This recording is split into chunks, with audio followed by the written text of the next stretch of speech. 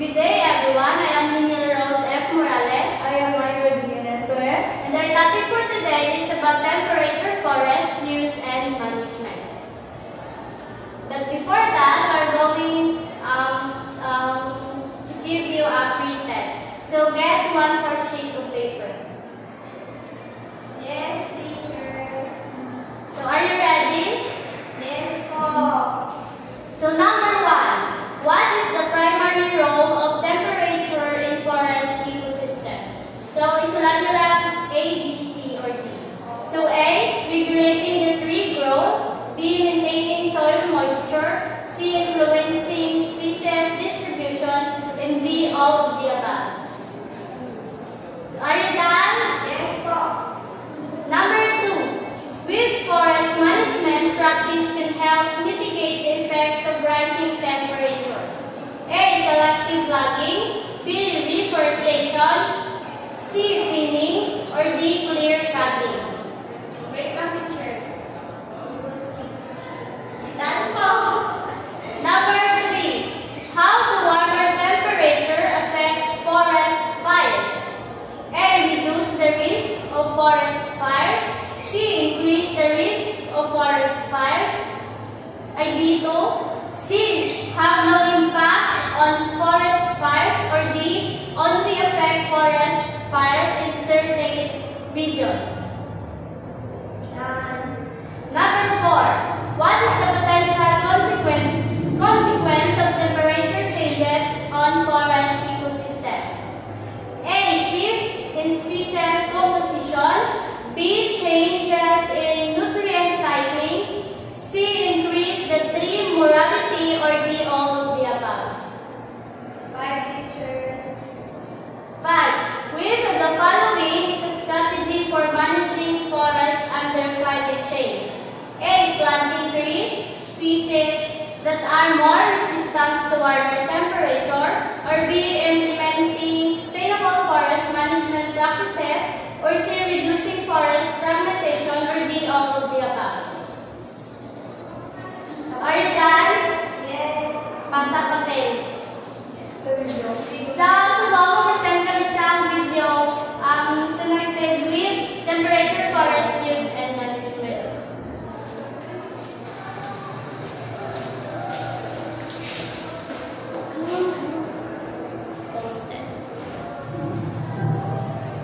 Every Tuesday, John Cormacher leads a few scientists 11,000 feet to a research area in the Medicine Bow Mountains on the Colorado-Miami border. It's called the Glacier Lakes Ecosystem Experiment Site, or GLEES.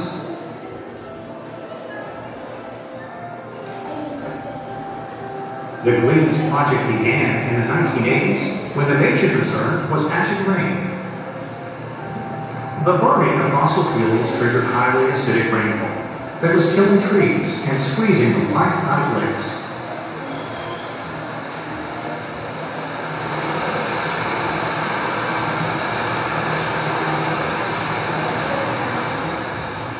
In his work with the U.S. Forest Service, Cormacher has been a witness to change in the environment. You have noticed it's getting hotter in the summer. We've noticed an increase every summer. It's now about 1.7 degrees Celsius hotter than it was in the mid-1980s, which is, as temperature trends go, is a very steep curve. What does that tell you? Well, it tells me, well, very definitely it's getting hotter up here. And I think we'll eventually start seeing changes in the length of the growing season. Huge sections of the forest are dead or dying. The trees are being hit by a little insect, no bigger than a grain of rice, called the spruce beetle. This beetle targets trees in high altitudes. Forest ecologist Kate Dwyer says the beetle's tree of choice here is the Engelmann spruce. It is gigantic. How old, roughly, do you think it is? This tree is probably at least 600 years old, maybe older. Our oldest sort of grandfather trees up here at Glacier Lakes are in the 700 range. As much as 90% of this forest was killed by the beetle. At adding up to a lot of fuel for a potential fire. We're fortunate because the growing season at this site is really short, which means the potential fire season is really short. Dwyer says by checking rings on trees, it shows there has not been a major fire in this area at this altitude in hundreds of years.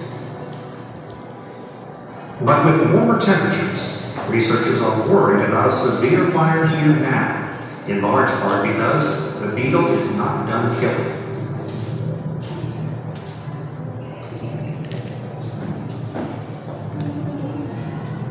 This is what gives many forest researchers hope.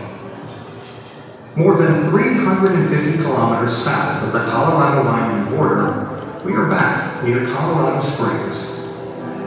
We are in the Hammond Fire on the Pike National Forest in a portion of the fire that burned with low to moderate severity. In this section of the fire, the fuel conditions were probably the same, the forest structure, but the weather was much less severe, and so the fire burned with a much less severe behavior. This section of the forest is much healthier. It's also managed to avoid severe burn. There is robust ground growth, and trees are spread out, less fuel to feed a major blaze. When I see the thick forest at this elevation, I think, oh, that's just waiting for either the bugs or fires to come through. So into the entry guy, I thought, that looks great. But explain why that isn't. They're so dense that from a fire standpoint, it would be easy for a fire to jump from crown to crown. And these Hunter's pine trees and Douglas fir trees do not like fire in their crowns. It kills them. Think about your garden. If you plant 100 tomato seeds, you don't grow 100 tomatoes. You thin them out because you want them to be able to grow well and not be susceptible to drought and resource limitations. It has been a brutal few years for foresters in the face of rising temperatures and drought. But forest management is providing a ray of hope as scientists try to gain the upper hand on damage from severe fires throughout the world. The topic for today is about temperature, forest use, and management. Introduction. Temperature forests, the vital ecosystem found in mid-latitude regions across the globe. They provide numerous benefits to humans, including timber resources and recreational opportunities. However, sustainable management practices are crucial to ensure the long-term health and activity of these forests. So, the use of temperature forests are utilized for various purposes, including timber, harvesting, agriculture, and grazing, recreational and tourism, and resource extractions. So, for the timber harvesting, in temperature forests involve the careful extraction of trees to meet wood demand while maintaining ecological balance. Effective management ensures sustainability and minimize environmental impact. So, the timber harvesting methods are the clear cutting, removing all trees in designated area, promoting the growth of sun-loving species, but potentially disrupting habitats. So next is the selective logging. So selective logging, harvesting specific trees based on criteria like size or species, preserving forest structures and biodiversity. Next is the shelter wood cutting. So gradually removing mature trees to allow younger ones to grow under the shelter of remaining trees. Next is the seed tree cutting, leaving a few seed producing trees to naturally regenerate the forest after the harvesting. And last is the variable retention. So retaining certain trees reduced to maintain habitat diversity and ecological function. So next is the agriculture and grazing.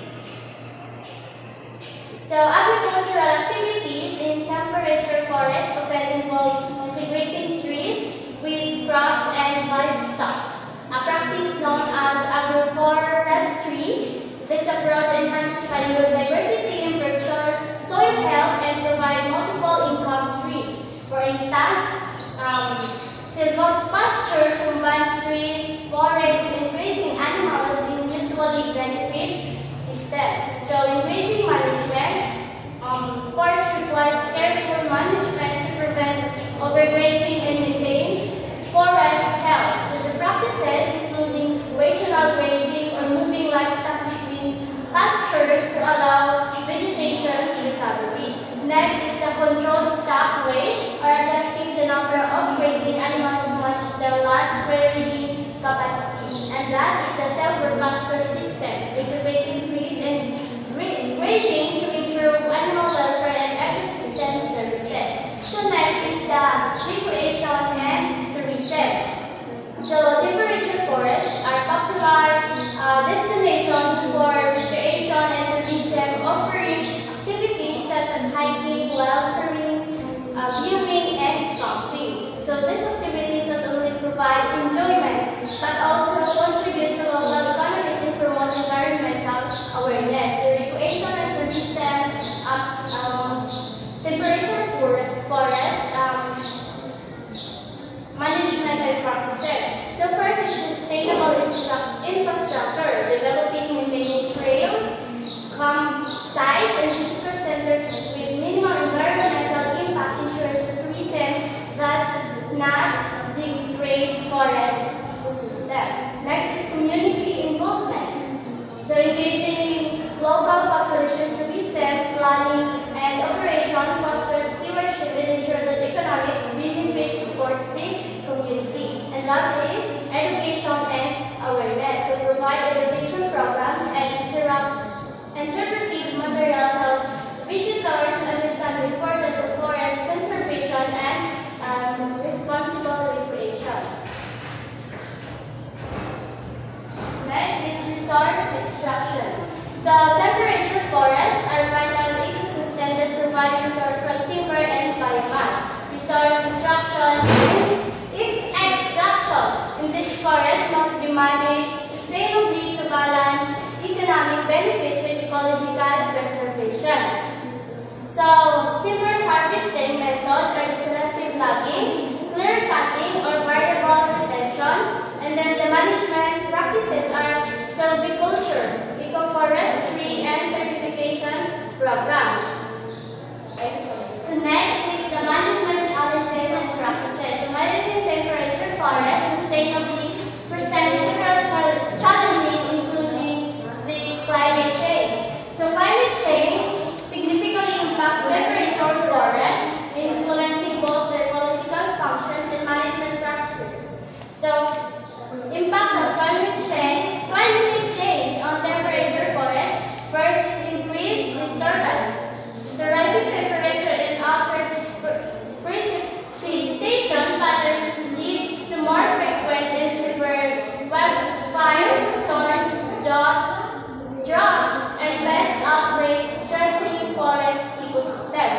So next is shift in species composition. Some tree species struggle to adapt challenging environments, resulting in altered forest composition and potential declines in biodiversity. And lastly is phenological changes. So warmer temperature caused earlier left out and flowering, disrupting ecological interactions and potentially leading to mismatches in food availability for wildlife. So next is the deforestation. Deforestation in temperature forests significantly impacts local and global climates by altering temperature regulation and carbon cycles. So the effects of deforestation in climate is increased local temperature, forest regulate temperature through shades and evapotranspiration, removing trees, exposes soil and vegetation, leading to higher surface temperature. Studies indicate the tropical deforestation can arise local temperature by approximately 1 Celsius degree. So next is the disrupted rainfall patterns. So forests contribute to information and precipitation. Deforestation reduces moisture release, decreasing rainfall and potentially leading to drought. And last is altered albedo effects. Forests have a low albedo, absorbing sunlight and maintaining cooler temperatures. Post-deforestation increased surface reflectively can lead higher temperature. And last is invasive species. So, invasive species pose significant challenge to temperature forests, especially as climate change alters environmental conditions, rising temperature increase CO2 levels, and shifting weather patterns can create favorable conditions for these non-native organisms, enabling them to spread rapidly and outcompete native species. So temperature effects on invasive species, including extended growing seasons. Warmer temperatures can lengthen the growing seasons of invasive plants, allowing them to establish and spread more effectively. Next is altered pest dynamics. Insects like a mountain pine beetle benefit from milder winters, leading to increased survival rates and more frequent outbreaks, which can devastate pine forests. And last is disruptive ecological balance. So changes in temperature can affect the phenology of native species, disrupting and timing of interactions such as pollination and herbivory, which invasive species may exploit. So my topic is all about effective management practices, including sustainable forest certification. So sustainable forest certification is a voluntary process where forests are managed according to strict environment and social standards. These standards ensure responsible logging practices biodiversity, and maintain the long-term health of the forest ecosystem. So, certificate provide assurance that wood produced come from sustainable management resources. So, next is reforestation and afforestation. So, reforestation is the process of replanting trees areas where forest has been removed, such as through deforestation or natural disaster, to restore the forest cover. So next is afforestation. Conversely involves establishing forests in areas that has been forest, recently potentially converting or other land use like grassland, barren land into tree convert area. But reforestation are crucial for carbon sequence biodiversity conversing and ecosystem restoring station, but different in their starting point ecological impact. So next is reduce impact logging. So reduce impact logging, or RIL, is a forest technique that aims to minimize environment damage caused by logging operations. RIL focuses on selective harvesting, careful planning, or logging road, or minimize damage to maintain tree and forest form. The goal is to maintain the forest biodiversity, soil health, and overall ecosystem resilience while still allowing their timber extraction. So next is forest fire management. So forest fire management encompasses a range of strategies aimed to prevent, control, and mitigating the impact of fire. These strategies include prescribed working to reduce load, creating fire breaks, improve early indication system, and deploying suppression reduce to control active fire, while also considering the ecological rules of fire certain ecosystems. So next is monitoring and research. So monitoring observation and measurement of particular systematic process to track its progress, identifying trends and detecting any form of expectation outcome. So research in construct is more depth or systematic investigation into discover new knowledge, test hypotheses, and expanding understanding of topic or phenomena. So next is community involvement. So community involvement refers to the active participation of individuals and organized in local activity initiative that aim to provide the quality of life and address shared concern with the community. So this engagement can take many forms including voluntary donation, reduced participating in local events, and collaborating on projects that benefit recent forestation, strong social bond and sense of shared responsibility. So class, get a 1 sheet of paper for our post-test. So are you ready? One more, teacher. Yes. So number 1, which of the following best describe the goal of resources management in forest? So A, explore resources for immediate gain. B, preserving forests without any human use. C, ensure sustainable use of nature resources. D, converting forests into urban areas. So number 2, what is significant benefits of using Geographic Information System or GIS in forest management? So A, increase logging efficiency. B, mapping and analyzing forest data for better decision making. C, promoting uncontrolled tourism. And D, replacing the needs for field surveys. So number 3, what is the biodiversity important in temperature forest? So A, it reduces the needs of conservation effort. B, ensure ecosystem resilience in functionality. And C, it allows for monoculture plantation. Letter D, it simplifies forest management practice. So number 4, what is the purpose of selective logging in forest management? So A, removing all trees in the area. B, harvesting specific trees to minimize environmental impact. C, clearing land for agriculture. And letter D, introducing non-negative species. So number 5.